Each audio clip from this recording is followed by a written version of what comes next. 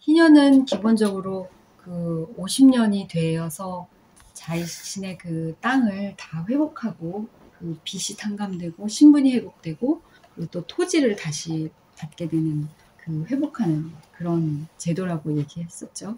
희년 이법이 실제로 이스라엘에서 그렇게 잘 정확하게 이렇게 시행되지는 않았었대요.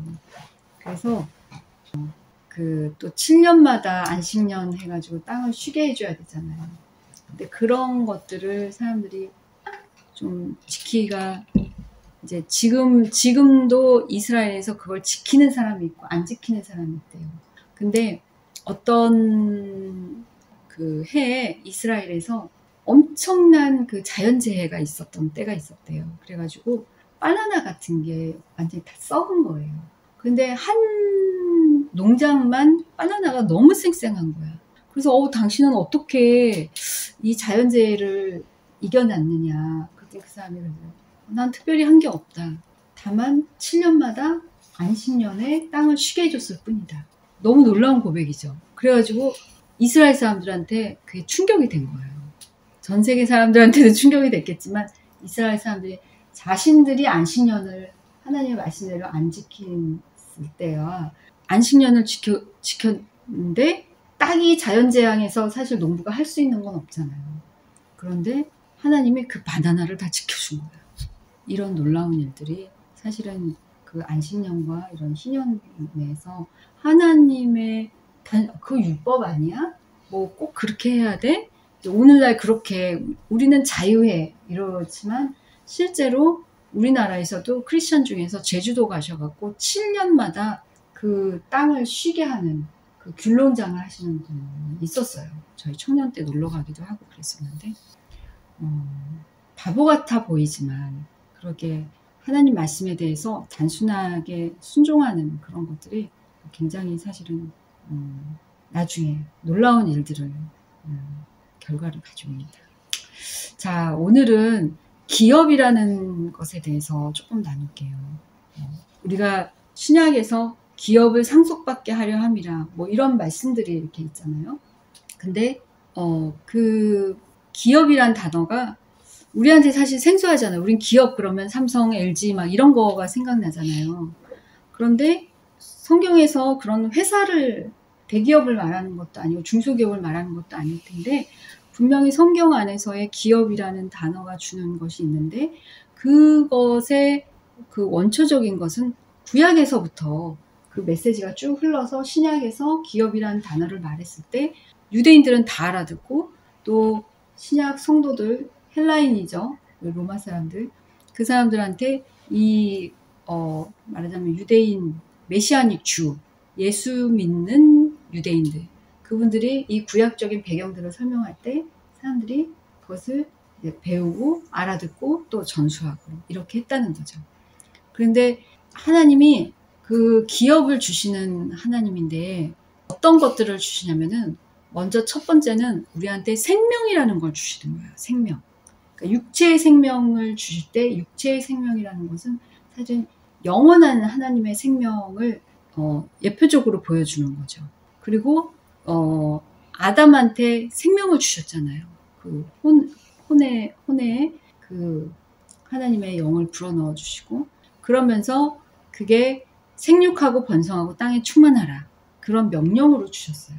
너희가 건강하게 살고 너희가 번성하고 땅에 넓게 너희가 땅을 차지하고 살아라. 그런 생명에 대한 하나님이 우리에게 그러니까 기업이라고 하는 것을 어떻게 생각하면 되냐면은 하나님께로부터 받은 어떤 선물 우리에게 주신 어떤 그러니까 부모들이 이제 그 재산이 있으면은 그 재산을 자녀들한테 상속해주고 싶잖아요. 하나님이 누리는 것들을 하나님이 영원한 세계에서 누리는 것들을 이 땅에서 우리 3차원의 세계의 역사라는 속에서 사는 우리들한테 그 예표로서 이 땅에서의 그런 어떤 하나님이 가지신 것을 풍성하게 상속해주고 싶은 그것을 우리가 기업이라고 생각하면 좀 쉽게 이해가 될 것 같아요. 그래서 먼저는 생명이라는 것을 하나님이 우리에게 선물로 주셨어요. 그거를 우리가 상속을 받는 거죠. 그래서 육체의 생명은 영원한 생명에 대한 그런 것들을 예표하고, 또 이제 토지를 또 기업으로 주셨어요. 생명기업, 토지기업. 그래서 토지를 우리가 땅을 정복하고 모든 만물을 다스리고 하는 그런 권세를 우리에게 주시고, 에덴 동산을 지키고 다스리게 하시는 이 모든 것들이 사실은 우리에게 토지를 주신 거죠. 근데 이 토지는 결국은 또 신약으로 와가지고 뭐냐면 우리 안에 마음밭. 그래서 우리의 심령이 천국이 되는 그것들을 같이 예표하고 있어요. 그리고 이제 중요한 게 뭐냐면은, 그래, 그러면은 내가 영원히 살고 천국에 내 아파트가 있고 내 궁전이 있고, 이것만 생각하면 굉장히 물질적이죠, 사실은. 어떻게 보면. 근데 그런 거는 알라 신도 약속하는 거예요. 그래서 이슬람 같은 경우는 지하드라고 얘기했던 것 같은데, 성전이라고, 거룩한 전쟁. 우리 이제 템플이 아니고 거룩한 전쟁에서 홀리워라고 아마 표현이 될 텐데, 거기에 내가 자살부대로 자살폭탄을 싣고 내가 가서 자살해서 뭐 건물 하나 터뜨리고 사람들 몇십 명 죽게 하고 그러면은 천국이 보장된다고 생각해요. 근데 그 천국은 어떤 천국이냐면은 처녀들 뭐 70명인가 분명히 대기하고 있어. 그래갖고 날마다 술 파티, 날마다 그 처녀들이 따라주는 술을 마시고 내가 영원히 산다. 그게 내가 자살폭탄 테러를 희생이 된 대가로 주어지는 거예요. 그게 영원히 사는데 그런 아주 쾌락적인 그런 것들을 보장하는 거죠. 그러니까 어린애들한테도 세뇌를 시키고 약물을 먹여갖고 너가 뭐 자살폭탄 해가고 미군들 있는데 들어가고 죽고 이렇게, 그런 것들을 훈련받는 애들한테 너 처녀가 뭔지 알아? 모르는데요. 처녀가 뭔지도 모르는데 처녀 70명인지 70몇 명이 기다리고 있는 그 천국을 약속하면서 그 아이들한테 폭탄을 쫓기 안에다가 넣어서 민간인 사이에 보내고 미군 사이에 보내는 거예요. 그러니까 이제 이런 것들은 보면은 생명기업이랑 토지기업이랑 어떻게 보면 살짝 비슷하려고 그래. 그런데 아주 결정적으로 다른 게 있어요. 관계의 기업이 있어요. 관계의 기업이란 뭐냐면은 하나님하고 보통 그러니까 알라시는요 무서워해요. 이슬람 성도들이 기본적으로. 왜? 이게 이슬람 종교를 믿는 사람을 무슬림이라고 하는데, 무슬림이라는 뜻은 복종하는 자란 뜻이에요. 그러면은 우리도 순종을 하나님이 요구하시잖아요. 근데 거기는 복종을 안 하면 안 돼. 그런데 그 복종이 알라시는 사랑해서, 사랑 때문에 복종하는 게 아니라 사실은 내가 지옥 갈까봐, 내가 두려워서, 그래서 복종하는, 그러니까 관계가 인격적인 관계가 아닌 거예요. 신과 인격적인 관계. 그러니까 우리가 이 기독교라고 말하는, 우리가 성경에 나타난 하나님은 굉장히 사실은 우리한테 사랑을 하고 싶어 하시고 우리의 사랑을 또 받고 싶어 하신다고 했잖아요. 그래서 하나님과의 관계는 사랑의 관계인 거예요. 그런데 그 사랑이 그냥 무질서한 사랑이 아니에요. 질서와 그런 영적인 권위와 이런 것들 안에서 그 사랑이 이루어져요. 그러니까 뭐냐면 하나님은 우리가 주라고 부르잖아요. 주라고 주님 그렇게 부르잖아요. 그래서 그분은 주가 되시는데 뭐 이렇게 대문자로 로드로 이렇게 많이 쓰죠. 근데 그분이 주인이시고 나는 그분의 것을 위임받아서 살아가는, 대리하는 청지기. 예를 들자면은 만약에 예전에는 그런 게 있었죠. 왕이 어떤 명령을 내려요. 그러면은 선포문을 들고 이렇게 백성들은 들으라 그러면서 딱 이렇게 펼쳐서 오늘부터 뭐 이런 법이 시행된다 이렇게 설명하면 그 선포가 그냥 이루어지잖아요. 그리고 이 사람은 근데 뭐예요? 왕의 권세를 위임받아서 자기가 대리적으로 선포하는 거죠. 그 사람 사실은 왕이 아니에요. 그런데 뭐야? 왕이 권세를 위임하는 거잖아요. 그러니까 그 사람은 왕도 아니고 아무것도 아니고 왕자도 아닌데 그 사람이 왕의 그 권위와 권세를 가지고 이 사람이 그걸 법령을 펼치는 것만으로 그 법이 시행이 돼버리는 거예요. 그것처럼 우리에게는 하나님이 그러한 권세와 그런 권위를 우리에게 주셨죠. 인간에게. 그런데 그것을 잃어버리게 되는 게 이제 그것을 유지하게 되는 게 관계의 기업이라는 거예요.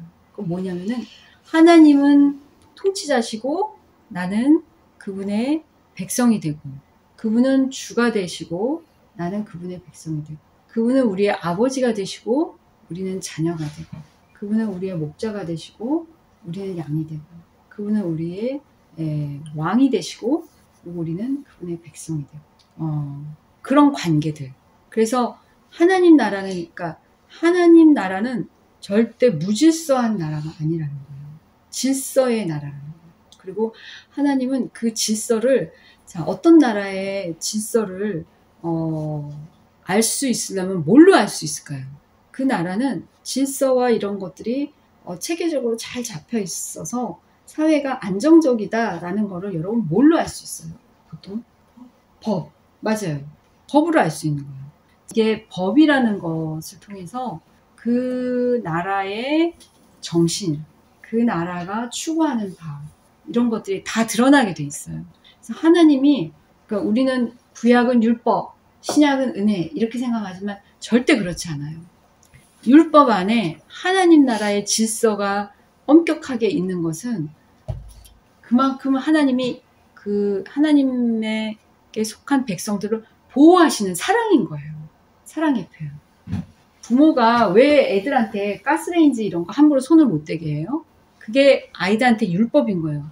어린아이한테 냉장고 문 함부로 못 열게 해가지고 처음에 싱크대 밑에도 이렇게 다 걸어놓거든요. 왜냐면 싱크대 밑에는 락스도 집어넣고요. 막 무슨 세제도 집어넣고 그런데 이거를 딱 이거는 손대면 안 돼. 그게 아이들한테는 율법이 되는 거예요. 법이에요. 그런데 아이들은 나 못하게 그러면서 엄마는 미워. 엄마는 못 열게. 엄마만 열고 막 그러면서 아이들은 부모한테 불평하잖아요. 우리 부모는 너무 엄격하다 생각해요. 그렇지만 뭐예요? 부모는 실제로 자녀를 보호하고 있는 거죠. 자, 율법이 얼마나 중요한지 여러분 알겠죠? 왜 하나님이 율법을 주셨고 그리고 선악과를 먹지 말라라는 그것 자체도 율법이에요. 최초로 주신 율법이에요. 근데 그 율법이라는 단어도 사실은 이제 원래의 뜻은 가르침, 지침, 지시사항 이런 뜻이에요. 우리나라는 좀 말을 무겁게 번역을 해놨어요. 율법 이렇게. 근데 그게 율법이라고 써있는 원래 히브리어의 그 뜻은 지시사항. 그러니까 바른 곳으로 인도하는, 안전한 곳으로 인도하는 가르침, 지침 이런 식의 사실은 표현이 맞는 거예요. 그러니까 부모가 그 싱크대 밑에 락스를 두니까 그거를 안전장치 여긴 손대지 마 열면 안 돼 그래서 엄마가 이거를 이렇게 걸어놓은 거야. 하지만 애는 때려 쓰고 우는 거죠. 만져보겠다 열어보겠다 아이하고 그렇게 싸움이 되는 거죠. 그래서 우리는 구약에 나오는 뭐 레위기나 뭐 민수기나 여러 법들이 나오잖아요. 근데 그 속에서 하나님의 사랑을 발견할 수 있어야 돼요. 제가 말하는 핵심을 이해가 되시죠? 네. 까다로워. 하나님 까다로워. 이렇게 우리가 볼 것이 아니라는 거예요. 그래서 하나님이 이 관계의 질서를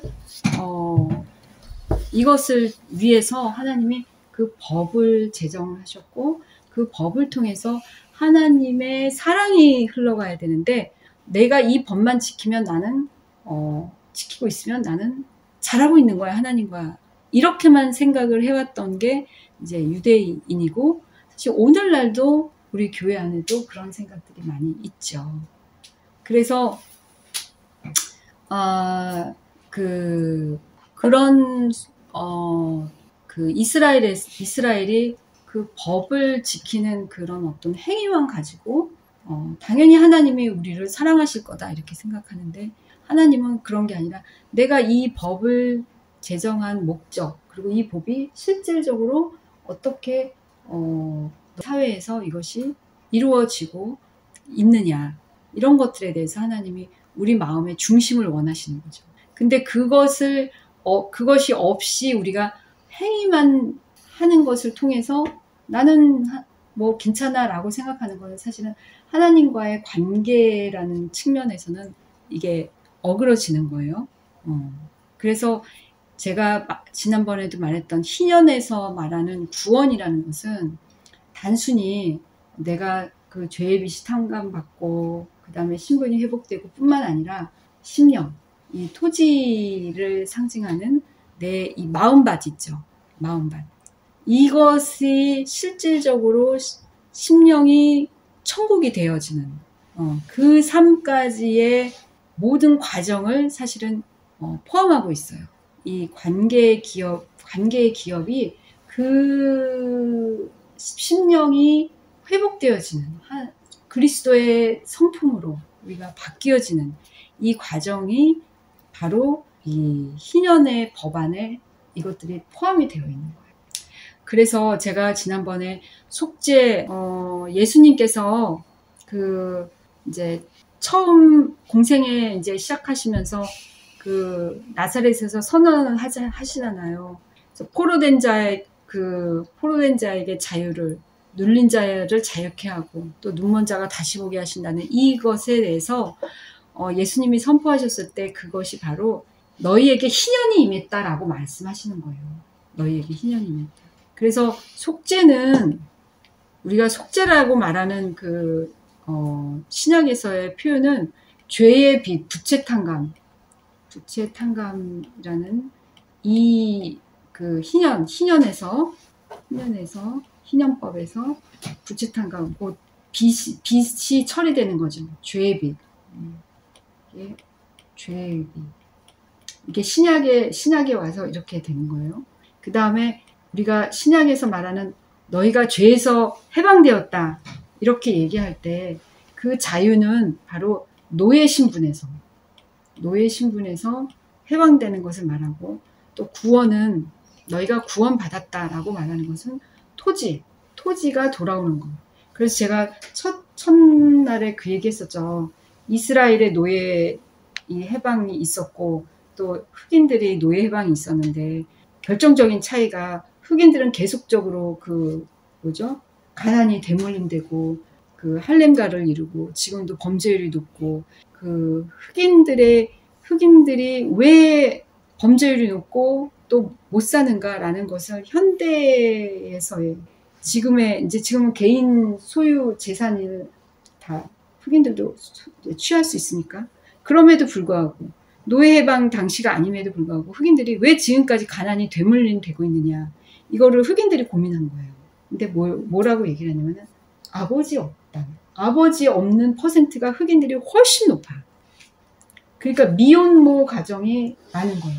그러니까 혼전 성관계의 이런 문제들. 근데 혼전 성관계의 그런 문제들이, 자녀들이 왜 세대가 그런 문제가 많으냐? 부모 세대의 가정이 깨어졌기 때문에. 부모 세대의 가정이 깨어진 가정으로 살고, 그러기 때문에 거기서 제대로 양육과 돌봄을 못 받으니까 일찍부터 그런 성적으로 아니면 외부적으로 탈선을 하게 되고, 그것이 계속적으로 이제는 사유재산을 소유할 수 있음에도 불구하고 가난이 대물림되는. 근데 그 원초적으로 가면은 노예 해방이 일어났을 때 토지가 없었다는 거죠. 자기의 경작할. 그런 것들에 대한 이제 이런 것들이 사회적으로 문제가 계속 되고 있는 거예요. 그 토지 반환 문제. 이것이 원래 죄 짓기 전에 우리의 심령의 상태, 심령이 천국이 되는, 그리스도의 마음과 같이 되는, 신의 성품에 참여하게 되는 이 상황까지 가야지 여기까지가 구원이라는 거예요. 그러니까는 단순하게 예수 믿고 나 천국 간다, 이거는 사실은 이런 희년법에 담겨진 하나님의 그런 어떤 계획들, 이런 것들을 이제 모르기 때문에 사실 구약하고 연결을 못 시키니까 이런 일들이 일어나는 거죠. 그래서 예수님께서 예수님이 전한 메시지가 뭐라고 말하냐면 하나님 나라의 복음이라고 말하잖아요. 근데 우리는 지금 하나님 나라의 복음이라는 단어를 잘 안 써요. 왜냐면은 그냥 예수님 믿으세요. 그럼 천국 가요. 이렇게로 그걸 굿뉴스라고만 하는 거죠. 그러니까 갑자기 물론 간단하게 전하는 거지만 너무나 이렇게 구약하고 신약을 딱 찢어가지고 예수님 이후에 온 사건만 이렇게 복음으로 이해하는. 그런데 구약 안에 이미 복음이 담겨져 있다는 거죠. 그래서 예수님이 전한 그 복음의 선포, 하나님 나라의 복음을 전할 때 때가 찼고 하나님 나라가 가까웠으니 회개하고 복음을 믿으라 했을 때 그 때라는 게 뭐냐면 바로 희년, 너희가 그렇게 기다리던 희년이 왔다라고 영적인 희년의 때를 얘기를 한 거예요. 그래서 구약은 계속적으로 메시아를 기다리는 거예요. 메시아를 계속 기다리는 거예요. 그래서 창세기 때 약속했던 그 여자의 후손을 계속적으로 기다리면서 메시아를 기다리고 메시아가 오면은 희년이 우리에게 이루어질 수 있다. 근데 구약에서는 50년마다 희년이 오잖아요. 근데 이제 신약에서는 어때요?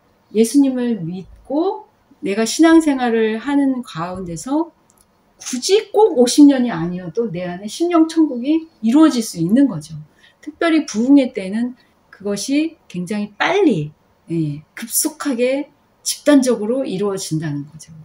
그래서 우리는 신약에서의 어떤 그 신약 시대는 그런 성령님의 그런 어떤 주권적인 사역에 의해서 50년의 그런 어떤 문자적인, 만약에 금년 희년에만 성령님께서 강타하셔가지고 우리를 심령을 새롭게 하시는 그런 일들을 하고 내가 50년을 앞으로 기다려야만 내가 또 중생할 수 있다 그러면은 사실 좀 너무 힘들지 않겠어요? 근데 이제 지금은 그런 시대가 아니라는 거죠.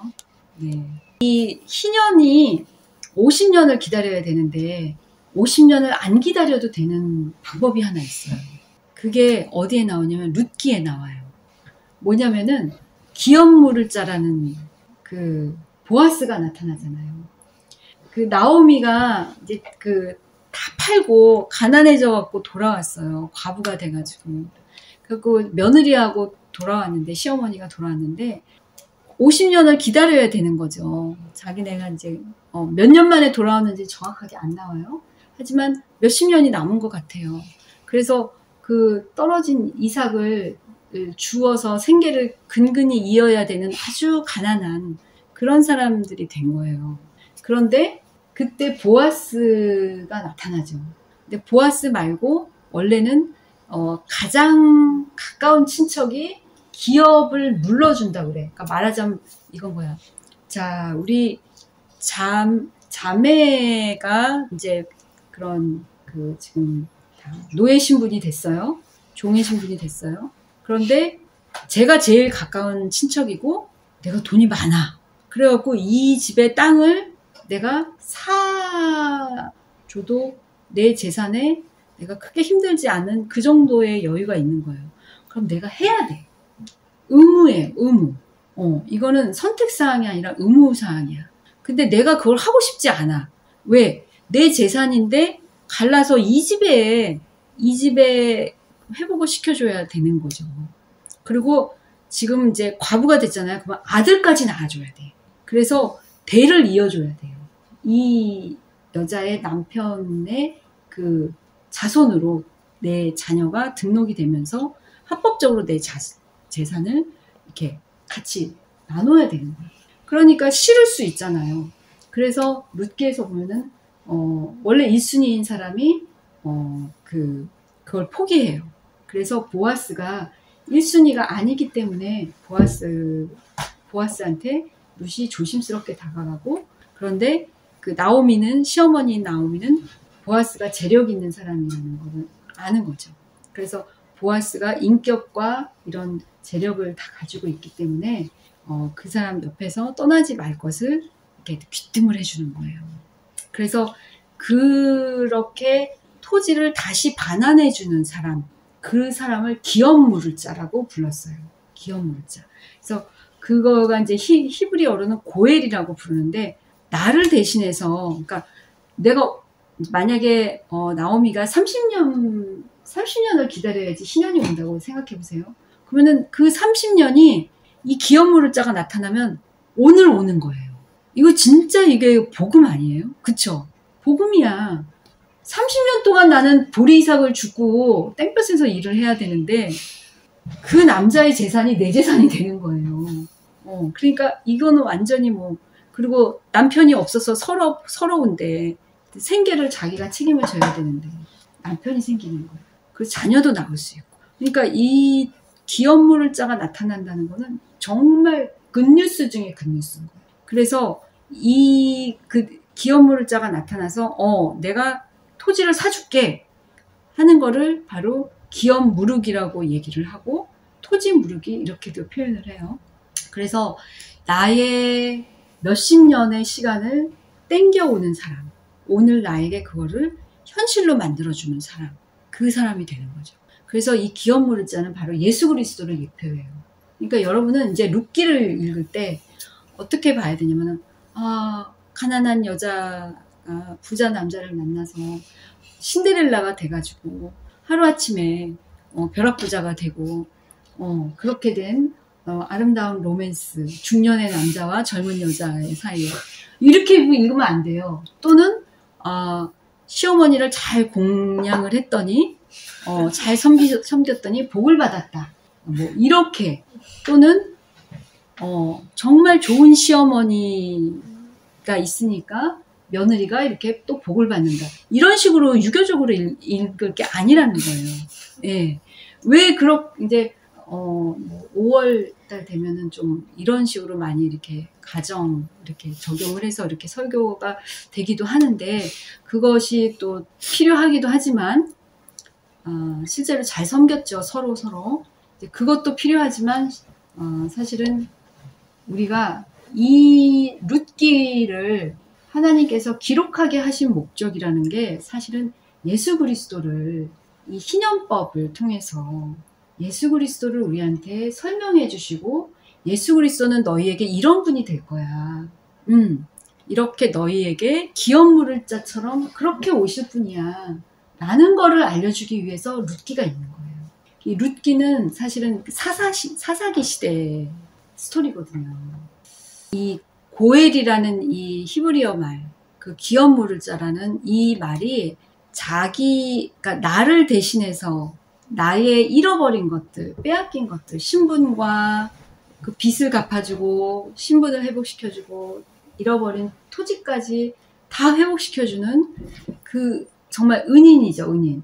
그 사람에 대한 이 단어가 이제 나중에 그 선지서로 가잖아요. 이사야 이런 식으로 가면은 거기서 우리의 구속자, 이사야서 44장 6절에 보면은 이스라엘의 왕인 여호와는 우리의 구속자라라고 그런 표현들이 나와요. 그게 사실은 히브리 원어로는 고엘이라고 표현이 돼 있어요. 그러니까 기업물을 자가 바로 메시아를 뜻하는 것이라는 것이 이렇게 계속 나오는 거죠. 그래서 나에게 희년을 오늘 선포해다 주는 사람인 거예요. 정말 은인인 거죠. 생명의 은인인 거예요.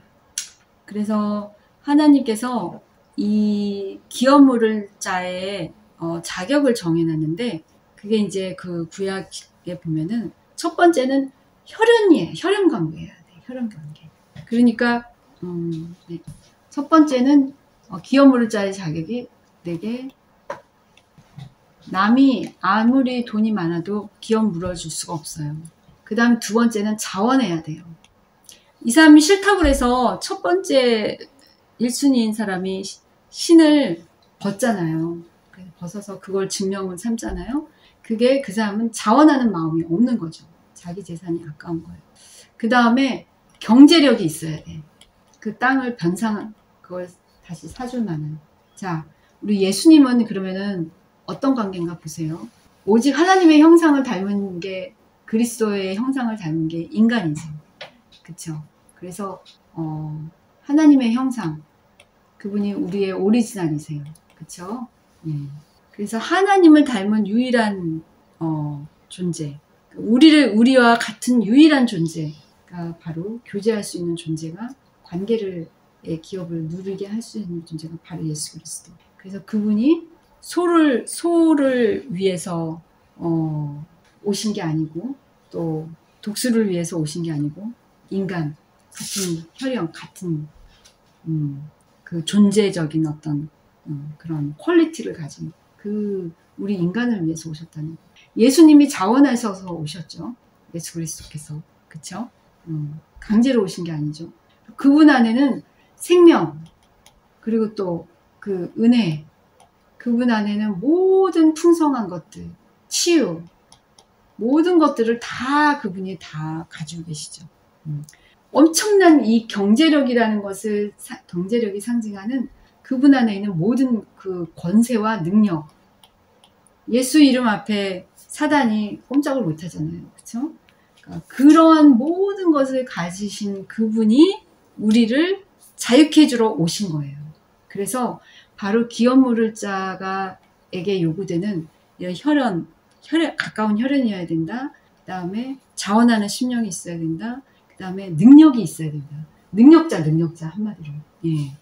그게 이제 기업 물을 자의 그런 뭐라고 해야 돼? 자격이 되는 거예요. 그런데 이 기업 물을 자가 이제 아들이 없는 경우는 아들을 낳아줘야 되고요. 그 다음에 땅은 당연히 이제 다시 그것을 사주죠. 토지 무르기를 하죠. 그리고 그래서 이제 신분도 회복이 되는데 또 한 가지 중요한 역할이 있어요. 기업 물을 자의 역할 중에 하나가 뭐냐면은 자기 친족 중에 억울하게 살인이 되었을 때는 그 가해자를 죽여서 원수를 갚아주는 역할을 해요. 억울하게 살해를 당하거나 그랬을 때. 그러니까 뭐 사고가 아니라 누가 죽였을 때 그렇게 할 수 있어요. 근데 우리가 이게 그냥 일반 사람들 사이에서 꼭 그렇게까지 해야 돼? 뭐 그런 마음이 들잖아요. 근데 이게 제가 그 예수님의 그 메시아로서의 어떤 상징적인 역할이라고 말씀을 드렸죠. 그래서 실제로는요, 이 복수할 책임이 있어서 그거를 피해 보수자라고 말을 하는데, 예수님이 성도를 박해한 사람, 성도를 박해한 나라들, 그리고 마지막 때에 그 적그리스도와 사단 편에 서서 적그리스도와 함께 우리 그 남은 성도들을 아주 가혹하게 핍박할 그 모든 사람들을 심판할 권세를 가진다는 게 바로 이 사인이에요. 이해가 되시죠? 그래서 초대교회 성도들이 보복하지 않은 거예요. 내 자녀를 잡아가서 죽여도, 내 남편을 잡아가서, 내 아내를 잡아가서 사자바위에다 던져도 주님이 보수하신다는 걸 아니까. 그렇지만 먼저 그들을 용서하고 그들이 예수님 믿기를 다 구하지만, 그래도 끝까지 그 회개 안 하는 사람들이 있잖아요. 그런 사람들에 대해서 주님이 피해 보수자라는 거를 아는 거죠. 그러니까 일반적인 우리 그 가운데서도, 인생의 삶 가운데서도 굳이 우리가 보복할 필요가 없는 거예요. 이런 원리들을 안다면 하나님이 그 일을 행해 주시기 때문에. 그러니까 고의적인 살인을 말하는 거예요. 제가 말하는 거는.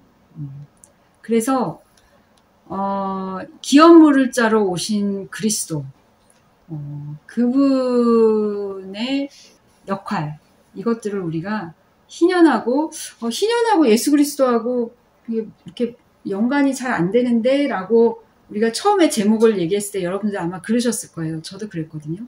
근데 희년법을 기본적으로 알아야 이 토지 무르기와 기업 물을 자가 얼마나 중요한지를 알 수가 있는 거고요. 그럴 때만이 바로 기업 물을 자 되시고 우리의 구원자, 구속자라고 표현하는 그런 성경의 용어들을 이해하면서 예수 그리스도를 이해하게 되는 거예요. 그러니까 주님이 단순히 그냥 우리 죄를 사하기 위해서 대신 죽으셨어, 이 정도의 차원의 예수 그리스도가 오신다는 사건, 그분이 우리의 구원자가 된다는 사건은 단순하게 그냥 우리가 영원히 살 수 있게 하기 위해서, 지옥 가지 않게 하기 위해서 그분이 우리를 위해서 대신 죽으셔서, 이런 단순한 사건이 아니라는 거예요. 이해가 되시죠? 그럼 여러분들이 이제 앞으로 룻기를 읽을 때나 또 구약의 법에 대한 그 레위기 같은 것들을 읽을 때 여러분들이 그 희생제물이 되신 예수 그리스도, 거기에 그 양들 나오고 소 나오고 막 그러잖아요. 염소 나오고. 그럴 때 그 예수님이 나중에 이제 뭐 보면은 콩팥을 뭐 태우고 뭐 기름을 태우고 그런 것들, 뭐 그런 것들 하나하나 배우잖아요. 그러면 다 이 예수님이 하실 일들이 다 보이게 돼요. 레위기가 얼마나 재미있는지 몰라요. 재미있고 또 너무나 감동적이에요. 레위기에서 다 자는데 성경 읽을 때 실제로는 이제 좀 더 깊게 보면은 이제 우리가 그렇게 알게 돼요. 그래서 이 토지 기업을 죄로 인해서 빼앗기죠. 아담이 빼앗기면서 생명 기업도 빼앗기고 토지 기업도 빼앗기고 관계 기업도 빼앗기게 되죠. 하나님과 분리되고 그 다음에 사망이 들어오고 그리고 심령은 자기가 주인 되어서 하나님을 대적하는, 하나님을 마음에 두기 싫어하는 상태로 태어나게 되는 거죠. 모든 사람이. 그게 우리 본성의 악이라고. 그 선악과를 먹지 말라고 했는데 하나님같이 되고 싶어서, 내 마음대로 살고 싶어서, 내가 주인 되어서 살고 하나님과의 관계 기업 깨고, 그쵸? 하나님이 주가 되시는데 내가 주가 되려고 선악과를 먹은 거잖아요. 그러니까 하나님과의 관계 기업을 먼저 깨겠다고 딱 그거를 깰 수 있는 방법, 그거를 사단으로부터 그거를 듣고 그거를 취한 사건인 거예요. 그러니까 단순히 선악과는 하나님께서 그것까지 마음대로 먹게 해도 되는데 그냥 까탈스럽게 과일 하나 놔두고 너 순종하는지 안 순종하는지 내가 볼 거야. 그러고서서 순종 안 하네? 그럼 너는 지옥. 네 자손도 다 지옥. 이런 문제가 아니라는 거예요. 예. 그렇게 보면은 하나님은 아주 까탈스러운 그리고 엄격한 그런 분이 되는 거죠. 하나님은 이미 예수 그리스도를 통한 우리의 회복을 다 이미 우리가 그렇게 연약해서 넘어질 것도 아셨기 때문에 그걸 다 예비하셨기 때문에 담담하게 그거를 지켜보실 수 있었던 거예요. 왜냐면 그분이 찾아줄 거니까 다시. 우리가 그렇게 약해도. 만약에 여러분이 아직 자녀가 없지만 그러지 않겠어요? 자녀가 정말 그 아버지의 그 비싼 차를 어디 갔다가 홀라당 그냥 뭐 싸게 팔아 넘겨버렸어요. 그 아버지는 그 차를 사느라 그 차가 아버지한테 너무 중요하고 굉장히 귀한 건데 아들은 그거를 싼 값에 그거를 몇 억짜리를 30만 원에 팔았다고 해봐요. 그럼 아버지 속상하겠죠. 그렇지만 아버지가 그거를 다시 기꺼이 사려는 마음이 없겠냐고요. 너는 내 거를 갖다 훔쳐다가 네 마음대로 없앴으니까 너하고는 완전히 이제 부자지간 끝. 그리고 나는 절대로 평생 너한테 단 한 대도 차를 사주지 않을 거야. 이렇게 하지는 않으시잖아요. 우리 인간도 그런데 하나님은 더 그러시겠죠. 그래서 사단에게 이 기업을 다 넘겨줌으로 인해서 인간은 그때부터 종이 된 거예요. 그 이유로. 그래서 사단에게 종이 되게 된 이유는 불순종이라는 이 부분이고 또 그 하나님과의 생명기업, 관계기업, 토지기업 이것을 유지하는 것은 사실 순종인 거예요. 그래서 사실 순종이라는 부분을 하나님께서 계속 순종을 강조할 때 그렇게 막 순종하라고만 하실까라고 우리는 그 법만 보면은 그렇지만 사실은 그것이 우리의 안전, 제가 그 락스를 먹은 아기 얘기했잖아요. 그 밑에를 잠궈놔야 되고 그걸 손대지 말라고 하는 말에 순종을 해야만 하는 그것 자체가 뭐냐면 우리의 안전을 지키는 거라는 거예요. 그래서 마치 우리가 그 희년의 때까지 우리가 잃어버린 그 신분, 그 다음에 토지, 그 자유, 그것을 우리가 회복을 받아야만 되는 것처럼 우리도 사단에게 모든 걸 넘겨줬다는 거죠. 그 선악과에 그 우리가 하나님 자리에 앉으려는 그것으로 인해서. 그래서 마귀가 뭐라고 얘기를 했냐면은 누가복음 4장 5절 7절 보면은 예수님을 그 성전 꼭대기에 데려가서 이렇게 광야에서 40일 줄이실 때 예수님을 테스트하잖아요. 그때 그렇게 말하는 거예요. 천하 만국을 보여주면서 이것은 내게 넘겨준 것이므로 나의 원하는 자에게 주노라. 그래서 만약에 나에게 절하면 그것이 바로 너의 것이 되겠다. 예수님은 그렇게 말했어요. 하나님의 아들인데 하나님의 아들한테 그렇게 말할 정도로 천하 만국이 자기 거라는 거예요. 누가 넘겨줬을까요? 우리가 넘겨줬죠. 우리가. 그래서 하나님과의 관계에 있어서 순종을 한다라는 것은, 그래서 사실 우리가 회개한다는 것은 순종하지 못하는 영역들을 사실은 회개하는 거잖아요. 이 부분은 죽고 사는 아주 되게 중요한 문제인 거예요. 단순하게 이렇게 순종을 원하셔, 왜 이렇게 복종을 원하셔, 이런 차원의 문제가 아니라는 거예요. 우리 자신이 하나님께서 주신 그 기업들을 잃어버리고 우리가 망한 자, 우리가 아주 비참한 자로 영원히 망하게 되는 게 바로 이제 생명이 끝나는 시점까지 우리가 그리스도와의 그 온전한 관계 안으로 들어가지 못한 상태가 된 상태에서 우리가 육체를 벗을 때 영원히 망한 자, 영원히 토지를 잃어버린 자, 영원히 빚진 자가 되는 거죠. 그러니까 사실은 굉장히 이 육체를 벗는다는 것도 생명, 또 우리가 생명을 호흡하고 산다는 것도 엄청난 사건인 거예요.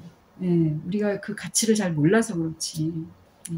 그래서 예수님은 희년을 선포하시면서 또 예수님께서 그 부활, 그 죽으시고 부활하심을 통해서 우리를 위한 모든 속죄 사역을 다 마치셨을 때 하늘과 땅의 모든 권세를 나에게 주셨다라고 선포해버리신 거예요. 다시 다 찾아오신 거예요. 기업물을 자로. 그러니까 하늘과 땅의 모든 권세를 내게 주셨으니 너희는 가서 복음을 전하라 할 때 우리는 뭐에다 포커스를 맞추냐면 가서 복음 전하라. 요거에 조금 초점이 맞춰져 있는 경우가 많죠. 근데 더 중요한 건 뭐냐면 하늘과 땅의 모든 권세를 다 되찾아 오셨다는 거예요. 그리고 그 권세를 이제는 내가 너희에게도 위임하니까 너희가 내 이름으로 귀신도 쫓을 수 있고 병도 고칠 수 있고 이런 일들이 일어나게 될 것이다. 복음을 전하라. 내가 무슨 일을 했는지, 내가 기업물을 짜러 왔고 너희에게 희년을 우리 생애 가운데 수십 년을 기다려야 되는 희년을 오늘 너희에게 가져다 줄 기업물자가 된다라는 것을 보여주는 그런 구절 중에 하나가 바로 하늘과 땅의 모든 권세를 내게 주셨으니 라는 구절이에요. 그러니까 이 구절은 구약의 이 희년법과 기업물을 자에 대한 이해가 없으면 사실은 그냥 지나가는 거죠. 그 예수님 원래 하나님의 아들이시니까, 근데 뭐 부활하셨으니까 뭐 단순하게 지나가지만 사실은 이런 구절들이 우리가 희년에 대해서 이해를 하면 이게 엄청난 얘기구나. 사단한테 다 뺏긴 거. 우리가 가난하게 돼서 종이 되었을 때 그 50년을 갈망하면서 기다리는 것처럼 온 가족이 그렇게 되는 것처럼 그와 같은 일들이 예수님이 그 일을 행하셨고 회복시키셨고 나에게도 그 수의 혜택이 오늘 나에게 얼마든지 올 수 있는 거죠. 오늘 내가 기도하다가 올 수 있는 거고, 그쵸? 내가 오늘 주님 앞에 나아가서 말씀을 보다가 올 수 있는 거고, 내일 올 수도 있는 거고, 언제든지 그 기업물을 자로서 그분이 우리한테 생명과 관계와 이런 모든 그분하고 주셨던 그 심령에 대한, 심령의 천국이 되어지는 주님과 그 성품이 같아지는 그런 일들이 우리가 이루어질 수 있다는 거죠. 그게 하늘과 땅의 모든 권세를 나에게 주셨으니 라는 말 속에 다 포함이 되어 있는 거예요. 엄청난 메시지인 거예요. 그래서 예수님이 오시는 사건을, 아름다운 소식을 예수님이 오셔서 우리를 통치하신다. 그 예수님이 우리를 주가 되셔서 통치하신다는 그 사건 자체가 뭐 그렇게 중요한 사건인가 그렇게 볼 수 있지만, 사실은 어떤 왕이 그 땅을 다스리냐에 대해서 그 나라 법과 질서가 다 바뀌잖아요. 북한에 남한하고 북한이 한 나라였잖아요. 그쵸? 그런데 거기는 반 잘라서 마르크스 공산주의 사회주의 사상을 가진 사람이 주가 되고 왕이 되니까 지금도 뭐예요? 신이잖아요. 그래서 김일성과 김정은을 그 방부제를 써서 그게 몇십억이라면서요, 1년에. 근데 그 방부제를 써서 해놓는 이유가 뭐냐면 신이기 때문에 부활한다고 믿기 때문에 그게 주체사상이에요. 그래서 주체사상은 그런 이단적인 어떤 종교로 분류가 돼 있어요. 원래 그냥 단순한 마르크스주의 이념, 철학, 사상이 아니에요. 종교예요. 부활신앙이에요. 부활신앙. 그런데 남한은 어때요? 뭐 독재가 있었고 뭐가 있었고 문제가 있고 비리가 있어도 계속 주가 바뀌어. 기회가 있어요. 새로운 주가. 어떻게 보면은. 근데 그 인간 통치자가 대통령이 이제 이렇게 바뀌지만 이제 사실 이제 국민이 주라고 얘기를 하죠. 주인이라고.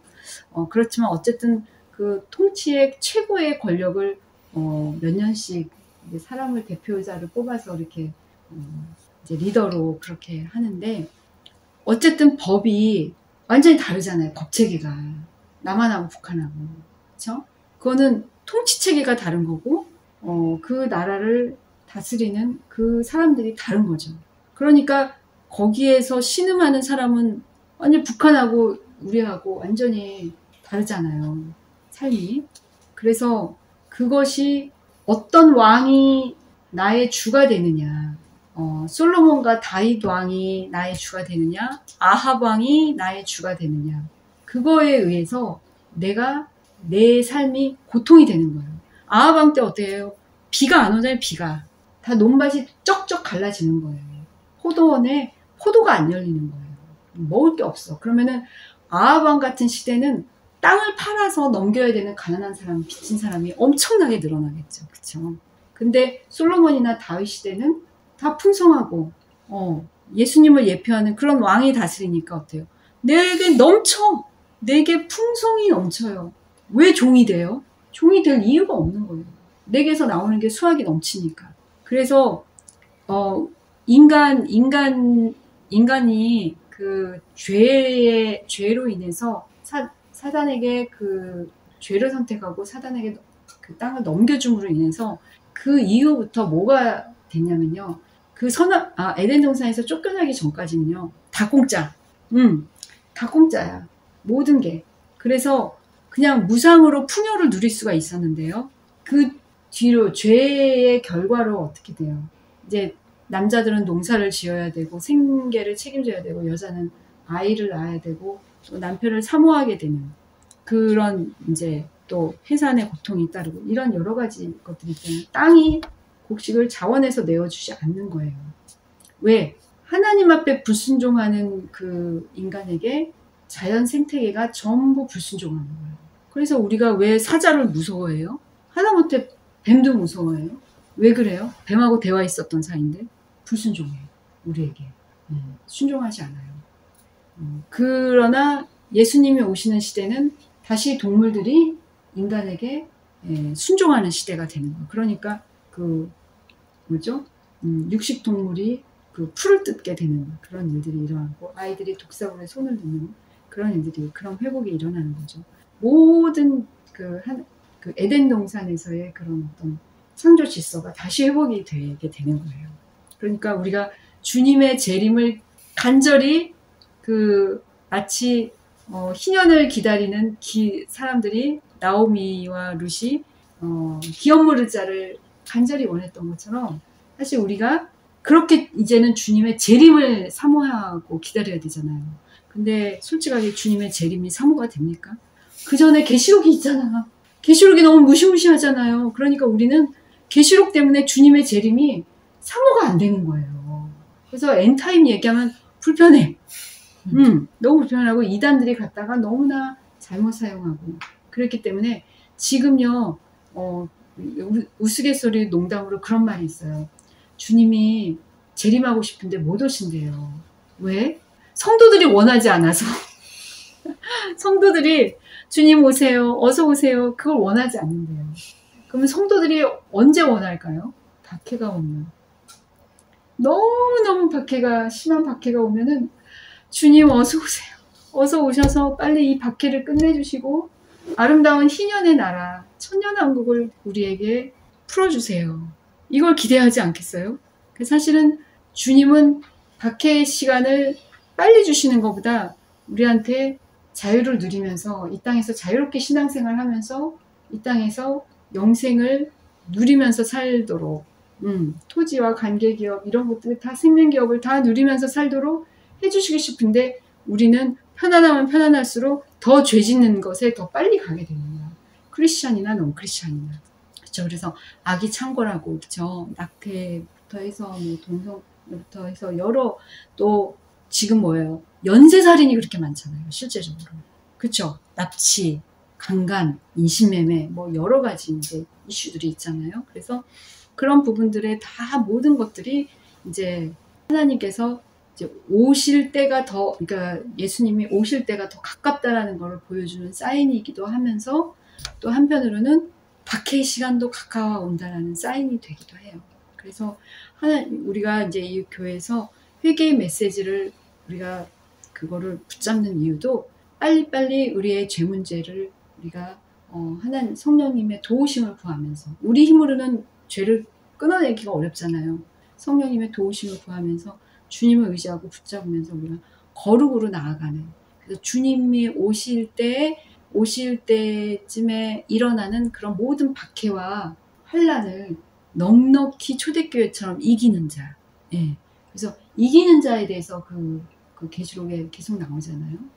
이기는 자에게 약속하시는 것들을 계속 얘기하잖아요. 그래서 그런 이기는 자로까지 우리가 성장하는 그렇게 되어질 때 고난이 오고 환란이 오면은 주님 어서 오세요. 주님 어서 오세요. 그것이 되겠죠. 그런데 내가 준비가 안 되면은 양심상 주님이 오시는 게 불편해지죠. 주님이 오셨을 때 내가 준비가 안 됐으면 어떡해. 그런 마음이 두려움이 우리 안에 생기거든요. 그래서 오늘은 여기까지만 할게요. 토지 오늘의 중요한 핵심 포인트는 뭐냐면은 토지 무르기, 기업 무르기라는 이런 새로운 말을 배웠고요. 기업 무르자. 그리고 이것이 신현법에 50년을 기다려야 되는 그 일이 오늘 나에게 성취되게 하는 존재. 그분이 메시아고 그분이 구원자고 그분이 예수 그리스도다. 그래서 모든 사람에게 해당하는 그 기업 무르자가 되시는 분이 예수님이다. 그 얘기를 하는 거예요. 그래서 다음번에는 뭘 얘기를 할 거냐면은 이제 이 토지 무르기를 하는 때에 절차가 있어요. 그게 어디에 나오냐면은 그게 룻기에도 나오고 예레미야서에도 나와요. 근데 우리가 예레미야서에서 그런 거에 나온다는 거는 좀 생소할 거예요. 그래서 근데 그 토지 무르는 그 과정에 대한 것들을 우리가 배우면 초림과 재림이 왜 간격이 있는지를 알게 돼요. 되게 신기한데, 그러니까 유대인들이 메시아가 두 번 온다는 거를 인정을 못해요. 왜냐면은 그래서 그 사람들이 예수님을 메시아로 인정하지 않는 이유 중에 하나거든요. 왜냐면은 메시아가 올 때 분명히 구약의 성경을 보면은 그 얘기가 나와요. 모든 이방 나라들이 다 순복하게 돼. 그리고 이스라엘의 땅이 회복이 되고요. 여러 가지 그 약속들이 있어요. 근데 예수님이 메시아라고 하는데 로마 제국의 속국에서 예수님을 해방시키지 못했잖아요. 그렇죠? 정치적인 메시아에 대한 약속이 분명히 있는데 그걸 안 해놨다는 거죠. 그리고 보면은 메시아가 오면은 이스라엘 사람들이 모든 나라로부터 이제 존경을 받게 돼. 그런데 역사적으로 이스라엘은 굉장히 핍박받았잖아요. 그러니까 예수님이 왔지만 로마로부터 이스라엘은 전혀 높임을 받지 않았어요. 그러니까 결격 사유가 되는 거예요. 예수님이 메시아로서의. 그래서 예수님을 그 외에도 또 여러 가지가 있어요. 그 메시아의 조건이 뭐 열몇 가지가 이렇게 있더라고요. 그게 그냥 말하는 게 아니라 성경에 써 있는 메시아의 약속이에요. 근데 그 약속이 초림에서 이루어진 약속이 있고 재림 때 이루어질 약속 두 번으로 나눠져 있는데, 이스라엘 사람들은 예수님이 죄 문제 때문에 죄 문제를 해결해 주러 초림을 하시고 모든 나라들을 그런 정치적인 것까지 다 회복하기 위해서 재림을 하신다, 두 번은 온다는 걸 이해를 못하니까 예수님이 메시아로 인정이 유대인들은 안 되는 거예요. 그런 문제들이 있어요. 그렇지만 성경을 보면은 예수님의 두 번 오실 사건이 이 기업 무르는 과정 안에서도 그것이 예표적으로 나와요. 그래서 우리가 다음 주에는 계시록하고 관련되어서 이 기업 무를 자의 역할, 이런 것들을 좀 우리가 살펴보도록 할게요. 그러면은 이게 이제 희년과 기업 무르기, 기업 무를 자, 구원자, 예수 그리스도, 이렇게 쭉 연결이 되면서 창세기부터 계시록까지 전체가 쫙 뚫리게 돼요.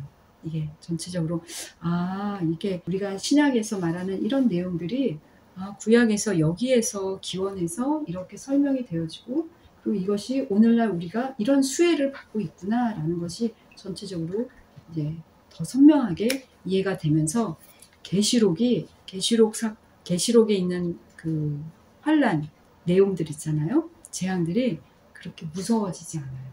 저는 이 희년과 토지 무르기를 배우면서 계시록에 대한 공포에서 벗어나게 됐어요. 그리고 계시록이 얼마나 하나님의 사랑이 그 속에 엄청나게 담겨 있고 하나님의 인내와 자비가 계시록 안에 엄청나게 풀어져 있다는 걸 저는 그걸 알게 됐어요. 그래서 굉장히 제가 기쁘고 자유케 됐었고, 물론 이렇게 여러 환란들을 써 있는 환란들을, 예고된 환란들을 생각하면 살짝 겁이 나지만 그럼에도 불구하고 이기는 자로 지금 자라게 하기 위해서 하나님께서 제게 은혜를 베푸시고 계시다라는 그런 확신이 있기 때문에 안심할 수 있어요.